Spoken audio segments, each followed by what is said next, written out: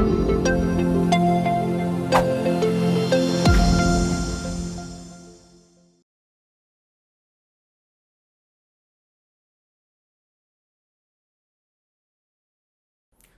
વિદ્યાર્થી મિત્રો, GPSC online digital platform પર આપ સૌનું સ્વાગત છે। મિત્રો, આજે આપણે કન્સેપ્ટની ચર્ચા કરવાના છીએ। એ કન્સેપ્ટમાં પણ મુખ્યત્વે ઓઇલ બોન્ડ શું છે એની ચર્ચા કરવાના છીએ। મિત્રો, તમે જોયું હશે કે પેટ્રોલ અને ડીઝલના ભાવ સતત વધી રહ્યા છે। તમે ક્રિકેટના જે પ્રેમીઓ છો એ પણ જાણતા હશો કે વિરાટ કોહલી દ્વારા 600 ઉપર દિવસ થઈ ગયા છે, પરંતુ હજી સુધી સેન્ચુરી વાગી નથી। પરંતુ સાથે સાથે એ પણ તમને ખ્યાલ હશે કે પેટ્રોલ અને ડીઝલના ભાવમાં સેન્ચુરી વાગી ગઈ છે। મિત્રો, પેટ્રોલના ભાવ જ્યારે વધે છે ત્યારે તમને ખબર છે કે અલગ અલગ પ્રકારના આંદોલનો થાય છે, અલગ અલગ પ્રકારના પ્રદર્શનો થાય છે, અને સાથે સાથે તમે એ પણ નોંધ્યું હશે કે વિવિધ પ્રકારના રાજકીય કહી શકાય કે પ્રોપોગંડા પણ સાથે સાથે થતા હોય છે। આ બધામાં આપણે જોયું છે કે સતત ભાવ જ્યારે પેટ્રોલ અને ડીઝલનો ભાવ વધે છે ત્યારે સરકાર દ્વારા, કોઈ પણ સરકાર હોય, યુપીએ હોય કે એનડીએ સરકાર હોય, ત્યારે સરકાર એક પ્રકારનું કહી શકાય કે એમને ચિંતાનો વિષય સતત વધતો જાય છે। કારણ કે વિપક્ષ દ્વારા અને સાથે સાથે અલગ અલગ પ્રકારના જન સમુદાય દ્વારા પણ આ પ્રકારના આંદોલનને પ્રાધાન્ય આપવામાં આવે છે। પેટ્રોલ અને ડીઝલ આપણા ભારતમાં ખૂબ જ મહત્વપૂર્ણ ભાગ ભજવે છે। મિત્રો, તમે જોયું હશે કે સાથે સાથે ઘણા બધા પેટ્રોલ અને ડીઝલના ભાવ જ્યારે વધે છે ત્યારે અલગ અલગ પ્રકારના મીમ્સ ક્રિએટ થાય છે। તમે અલગ અલગ પ્રકારના મીમ્સ જોયા છે, જેમાં સેન્ચુરીવાળા મીમ્સ પણ તમે જોયા હશે। મિત્રો, તો ઓઇલ બોન્ડ અને પેટ્રોલ અને ડીઝલના ભાવ જે વધી રહ્યા છે એનું કેટલું અંદર એકબીજા સાથે સંકળાયેલા છે એ મુદ્દાને સમજવા માટે પહેલાં આપણે બેકગ્રાઉન્ડમાં જઈએ, હિસ્ટ્રીમાં આપણે થોડુંક જવું પડશે। મિત્રો, સૌથી પહેલાં વાત કરીએ ડીરેગ્યુલેશન ઓફ ઓઇલ પ્રાઇસ।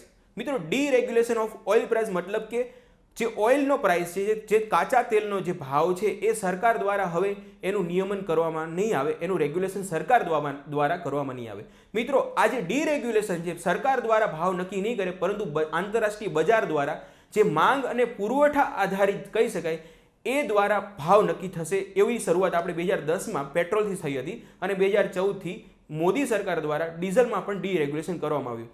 એટલે જે આગલી સરકાર હતી જે પેટ્રોલના ભાવમાં ડીરેગ્યુલેશન કર્યું છે, યુપીએ સરકાર હતી, એટલે કે મનમોહન સિંહની જે સરકાર હતી, ત્યારે 2010માં પેટ્રોલના ભાવને ડીરેગ્યુલેટ કરે છે, અને જે નરેન્દ્ર મોદીની સરકાર આવે છે ત્યારે ડીઝલના ભાવને ડીરેગ્યુલેટ કરે છે, અને નક્કી કરે છે કે આંતરરાષ્ટ્રીય બજારમાં માંગ અને પુરવઠા આધારિત કહી શકાય કે તેલના ભાવ નક્કી થશે।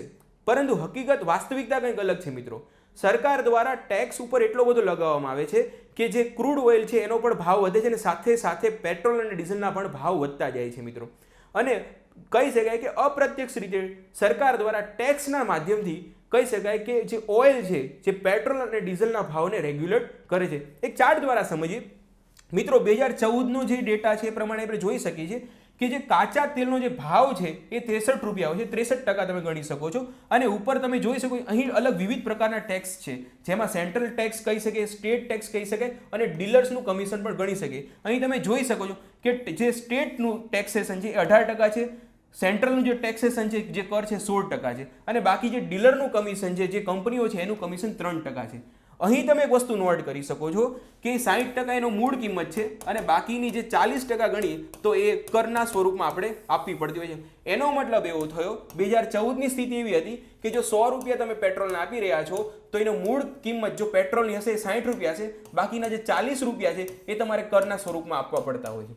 હાલની પરિસ્થિતિ 2021ની એવી છે મિત્રો કે ટોટલ જે કહી શકે બેઝ પ્રાઇસ છે એ 36 રૂપિયા છે, અને બાકીના જે કહી શકાય કે 60% પ્લસ એટલે 60 રૂપિયાથી ઉપર આપણે ગણી શકીએ। જો 100 રૂપિયા અત્યારે ભાવ ચાલી રહ્યો છે તો મૂળ પેટ્રોલની કિંમત છે, ડીઝલની કિંમત છે એ 36 રૂપિયા છે, બાકીના 60 થી 65% આપણે એને ટેક્સના સ્વરૂપમાં આપી રહ્યા છીએ। તો વિપક્ષ દ્વારા અહીં એક પ્રકારનો આક્ષેપ સરકાર ઉપર કરવામાં આવ્યો છે કે સરકાર દ્વારા ટેક્સ એટલો બધો વધારી દેવામાં આવ્યો છે કે પેટ્રોલમાં અને ડીઝલના ભાવ ઘટતા નથી। સામે સરકારનો પક્ષ શું છે એ પણ જાણીએ। સરકારનો પક્ષ એવું છે, સરકારનો બહુ મજબૂત પક્ષ શરૂઆતમાં જ લાગે છે કે સરકારનો પક્ષમાં આપણે જાણીએ છીએ કે નિર્મલા સીતારમણ છે, એમણે કીધું હતું કે યુપીએની સરકાર હતી। મિત્રો, આ વસ્તુને સમજજો। નિર્મલા સીતારમણ કહે છે કે યુપીની સરકાર દરમિયાન, યુપીએ એ સમય દરમિયાન જે પેટ્રોલ અને ડીઝલના ભાવ વધે છે એના કારણે શું કરે છે, સરકાર દ્વારા સબસિડી આપવામાં આવે છે ઓઇલ માર્કેટિંગ કંપનીઓને। ઓઇલ માર્કેટિંગ કંપનીઓને સબસિડી આપે છે અને સબસિડી કેશના સ્વરૂપમાં નથી આપતી, એ ઓઇલ બોન્ડ્સના સ્વરૂપમાં આવે છે અને ઓઇલ બોન્ડ્સના સ્વરૂપમાં આપે છે એના કારણે શું થાય છે કે એની મેચ્યોરિટી પીરિયડ એટલે કે એની જે કહી શકાય કે હવે પાકી ગયો છે જે બોન્ડ છે, હવે સરકારે ઓઇલ કંપનીઓને એ બોન્ડ્સની મૂળ કિંમત આપવી પડશે અને સાથે આટલા વર્ષોમાં સરકાર દ્વારા વિવિધ પ્રકારના એને ઇન્ટરેસ્ટ એટલે કે વ્યાજ પણ ચૂકવવા પડતા હોય છે અને આ વ્યાજ ચૂકવવું પડતું હોય છે અને એની મૂળ કિંમત એ લોકોને બોન્ડ્સની આપવાની હોય છે. એના કારણે સરકાર કહી શકાય કે આ જે એક્સાઇઝ ડ્યુટી છે, વિવિધ પ્રકારના કરો છે, ઘટાડી શકતા નથી. એના કારણે કહી શકાય કે સરકાર છે પોતે ટેક્સ ઘટાડતી નથી. આ છે સત્તાધારી પક્ષનું આપણે કહી શકીએ કે એમનો વ્યૂ આ છે. તો મિત્રો સૌથી પહેલા આપણે વાત કરી પ્રમાણે યુપીએ સરકારમાં આખો ઇસ્યુની શરૂઆત થઈ હતી ત્યારે કહી શકાય કે ઓઇલના ભાવ, ક્રૂડ ઓઇલના ભાવ વધી જાય છે આંતરરાષ્ટ્રીય બજારમાં. એના કારણે એક એક્ઝામ્પલ લઈએ તો ત્યારે 80 રૂપિયા આપણે હાઇપોથેટિકલ જોઈએ, 80 રૂપિયા કાચા તેલનો ભાવ છે. તો સરકાર દ્વારા જે ઓઇલ કંપનીઓ છે એ લોકોને કહે છે કે તમે 70 રૂપિયામાં તમે કાચું તેલ એટલે પેટ્રોલ અને એની સાથે તમે રિફાઇન કરેલું પેટ્રોલ અને ડીઝલને તમે 70 રૂપિયામાં આપો. તો પછી જે ઓઇલ માર્કેટિંગ કંપનીઓ છે એ રાજી કેવી રીતે થાય છે? તો ઓઇલ માર્કેટિંગ કંપનીઓને કહે છે કે અમે તમને સબસિડી આપશું. સબસિડી એટલે કેશના સ્વરૂપમાં નથી આપતું પરંતુ ઓઇલ બોન્ડ્સના સ્વરૂપમાં આપે છે. મિત્રો આપણે ઓઇલ બોન્ડ્સ છે આની પછીના સ્લાઇડમાં આપણે સમજીશું કે ઓઇલ બોન્ડ શું છે, પરંતુ તો બેઝિકલી સમજી લો કે ઓઇલ બોન્ડ્સ એક પ્રકારનું કહી શકે સબસિડી આપે છે જેનો મેચ્યોરિટી પીરિયડમાં સરકાર દ્વારા એને એક મૂળ કિંમત આપવામાં આવશે એવી વાત કરવામાં આવે છે. એટલે એની મેચ્યોરિટી પીરિયડ છે 2021 થી લઈને 2025 સુધીનો સમયગાળો છે એનો મેચ્યોરિટી પીરિયડ છે. અને યુપીએ સરકારનો જે ઓઇલ બોન્ડ છે એનો મેચ્યોરિટી પીરિયડ અત્યારે આવી ગયો છે. એટલે હાલની સરકાર એવું કહે છે કે હવે એ આપણે ટેક્સેશન એ કલેક્ટ કરીને એ લોકોને આપણે એ મેચ્યોરિટી પીરિયડની એમની મૂળ કિંમત આપવી જરૂરી બની છે. તો મિત્રો તો ઓઇલ જે માર્કેટિંગ કંપનીઓ છે રાજી થઈ જાય છે અને એ લોકોને એ સમયગાળા દરમિયાન એટલે છેલ્લા 7 વર્ષમાં પ્રતિ વર્ષ 9,000 કરોડ રૂપિયાનું વ્યાજ પણ પ્રાપ્ત થતું હોય છે. તો સૌથી પહેલા જાણીએ કે ઓઇલ બોન્ડ્સને સમજતા પહેલા એક વસ્તુ સમજી લઈએ કે બોન્ડ શું છે. તો બોન્ડ મિત્રો એટલું તમને ખ્યાલ હશે સરકારની એક નિશ્ચિત આવક હોય છે અને એનો એક ખર્ચ હોય છે. સમજી લઈએ કે સરકારની આવક છે 100 રૂપિયા અને સરકારનો ખર્ચ છે 110 રૂપિયા. તો બાકીના જે 10 રૂપિયા પ્રાપ્ત કરવા માટે મિત્રો સરકાર દ્વારા વિવિધ પ્રકારના ઇન્સ્ટ્રુમેન્ટ એટલે સાધનોનો એ લોકો ઉપયોગ કરે છે. એમાંથી એક સાધન એવું છે બોન્ડ્સ. બોન્ડ્સ એટલે સરકાર એક પ્રકારનું તમે સાદા શબ્દોમાં એવું કહી શકો કે એક પ્રકારની લોન લે છે. એટલે સરકાર દ્વારા એક સિક્યુરિટી બહાર પાડવામાં આવે છે જેને લોકો દ્વારા અથવા વિવિધ પ્રકારની કંપનીઓ દ્વારા ખરીદી લેવામાં આવે છે. સરકારે એને વ્યાજ ચૂકવે છે અને જ્યારે એ પોતે સિક્યુરિટી પાછી ખરીદે, એ જે કાગળ છે એને પાછું ખરીદે ત્યારે એને મૂળ કિંમત એની પાછી આપવામાં આવે છે. તો આ પ્રકારનો એક બોન્ડ છે અને બોન્ડને અલગ અલગ આ સિમ્પલ બોન્ડની એક ડેફિનેશન છે. હવે બોન્ડને જ્યારે કોઈ વિશેષ ઉદ્દેશ્ય સાથે જ્યારે એને એના માટે બહાર પાડવામાં આવે છે ત્યારે એને એ નામ આપવામાં આવે છે. ઓઇલ માટે આપણે કાચા તેલ માટે આપણે બોન્ડ જાહેર કર્યું હતું તો આપણે એને ઓઇલ બોન્ડ કીધું. જ્યારે બેંકોના રીકેપિટલાઇઝેશન માટે આપણે બોન્ડ જાહેર કરીએ તો આપણે એને રીકેપિટલાઇઝેશન બોન્ડ કીધા. જો આપણે ફાર્મર્સ એટલે કે ખેડૂતો માટે આપણે બોન્ડ જાહેર કરીએ તો આપણે એને ફાર્મર્સ બોન્ડ આપણે કહી શકીએ છીએ. તો આ મૂળ છે બોન્ડ્સ. આગળ જોઈએ તો આપણે જે વાત કરી પ્રમાણે કે ઓઇલ બોન્ડ શું છે, તો ઓઇલ કંપનીઓ માટે આપણે એને જાહેર કરી છે. મેં વાત કરી પ્રમાણે કે યુપીએ સરકારમાં ક્રૂડ ઓઇલના ભાવ વધી જાય છે અને જે ઓઇલ માર્કેટિંગ કંપનીઓ છે એને સરકાર કહે છે કે તમારે ભાવ ઓછા રાખવાના છે અને ભાવ જે ઓછા રાખો છો એ જે તમારે જેટલો પણ તમારે નુકસાન જાય છે એ નુકસાનની અમે તમને સબસિડી આપશું, પરંતુ હાલમાં નહીં આપીએ, અમે તમને 10 વર્ષ પછીના સમયગાળામાં આપીશું. એટલે 10 વર્ષના પછીના સમયગાળામાં સરકાર બદલાઈ જાય છે, પરંતુ ભારત સરકારે જે આપવું પડે ટેક્સ જે આપણે નક્કી કર્યું છે ભારત સરકારે જ આપવું પડે છે. તો એ જે ઓઇલ માર્કેટિંગ કંપનીઓ છે એનો મેચ્યોરિટી પીરિયડ અત્યારે બની ગયો છે. તો ઓઇલ માર્કેટિંગ કંપનીઓ કેમ રાજી થઈ? કારણ કે ઓઇલ માર્કેટિંગ કંપનીઓ એટલા માટે રાજી થઈ કે આટલા સમયગાળા દરમિયાન એ લોકોને ભારત સરકાર દ્વારા પ્રતિ વર્ષ 9,000 કરોડની આસપાસનું વ્યાજ ચૂકવવામાં આવે છે. તો કંપનીઓને થયું કે આપણે જે કમાઈએ છીએ એમાં આપણે ક્યાંક ઇન્વેસ્ટ કરીને ઓલરેડી આપણે ક્યાંક ને ક્યાંકથી વ્યાજ પ્રાપ્ત કરવાનું છે, તો અહીંથી પ્રત્યક્ષ રીતે આપણને વ્યાજ મળી રહે છે અને સરકાર દ્વારા કહી શકાય કે સુનિશ્ચિત પ્રકારનું સૌથી કહી શકાય કે વિશ્વસનીય વ્યાજ આપણને પ્રાપ્ત થશે. એટલે ઓઇલ માર્કેટિંગ કંપનીઓ છે એ ત્યારે એ રીતની રાજી થઈ ગયા. તો મિત્રો ત્યારે આપણે સબસિડીના સ્વરૂપમાં કેશના સ્વરૂપમાં નહીં પરંતુ બોન્ડના સ્વરૂપમાં આપ્યું અને ત્યારે આપણે જે ઓઇલ બોન્ડ જાહેર કર્યા હતા એ 1.34 લાખ કરોડ રૂપિયાના બોન્ડ જાહેર કર્યા હતા. મિત્રો આ રકમ ખાસ વસ્તુ યાદ રાખજો.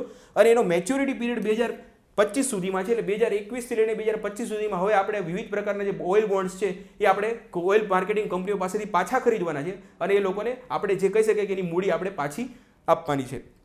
1.34 લાખ કરોડના બોન્ડ જાહેર કર્યા છે અને જે પ્રમાણે ચર્ચા કરી એ પ્રમાણે 9,000 કરોડનું વ્યાજ આપણે પ્રતિવર્ષ ચૂકવવું પડે છે. તો સત્તાધારી પક્ષનો પોઈન્ટ ઓફ વ્યૂ આ છે કે ઓઇલ બોન્ડના કારણે હાલ આપણે ઓઇલ ઉપર જે સરકાર દ્વારા ટેક્સ ઘટાડી શકતા નથી, કારણ કે આપણે આ લોકોને પાછી મૂડી અને વ્યાજ હવે આપવાનું શરૂઆત થઈ ગઈ છે. આ છે સત્તાધારી પક્ષનો પોઈન્ટ ઓફ વ્યૂ. હવે જોઈએ વિપક્ષનો પોઈન્ટ શું છે. મિત્રો ફેક્ટ ચેક કરીએ તો સરકારી ડેટા પ્રમાણે આપણે જોયું કે 30 થી 36% આપણે મૂળ કિંમત હોય છે તેલની, અને ઉપર આપણે 64 થી 65% આપણે ઉપર ટેક્સ આપણે આપીએ છીએ.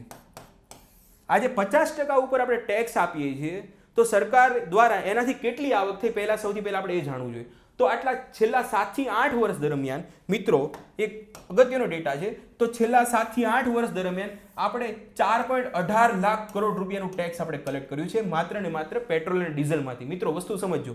આગળ જોઈએ તો એમાં છેલ્લા 7 વર્ષમાં આપણે 70,000 કરોડ વ્યાજની ચૂકવણી કરી. એટલે આપણે કહી શકીએ કે આપણે જે વ્યાજ જે ચૂકવવાનું હતું એ વ્યાજ આપણે 9 થી 10,000 કરોડ રૂપિયાનું જે ચૂકવવાનું હતું એ આપણે ચૂકવતા આવ્યા છીએ. તો વ્યાજ ચૂકવવાનો આપણી પાસે કોઈ ઇસ્યુ નથી. આપણી પાસે 4.18 લાખ કરોડની આવક થઈ ગઈ છે, જેમાંથી આપણે મૂળ કિંમત જે છે એ 1.34 લાખ કરોડ રૂપિયા છે.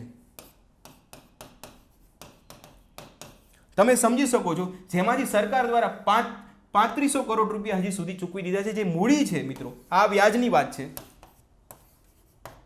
અને વ્યાજ ઉપર જે મૂડી છે એ આપણે ચૂકવી દીધી છે 3500 કરોડ સુધી, પરંતુ હજી 1,30,00,000 કરોડ હજી બાકી છે.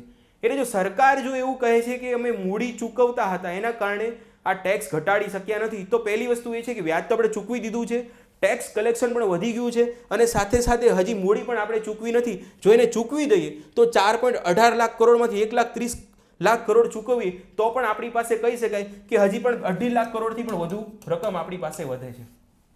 તો મિત્રો કયો પક્ષ મજબૂત છે એ તમે જાણી શકો છો. આ જ હતું આજનો કન્સેપ્ટ કે ઓઇલ બોન્ડ શું છે અને પેટ્રોલ અને ડીઝલના ભાવમાં કેટલો એ અસર કરે છે, એ પણ તમે આજના લેક્ચરમાં સમજી શક્યા હશો. Thank you very much.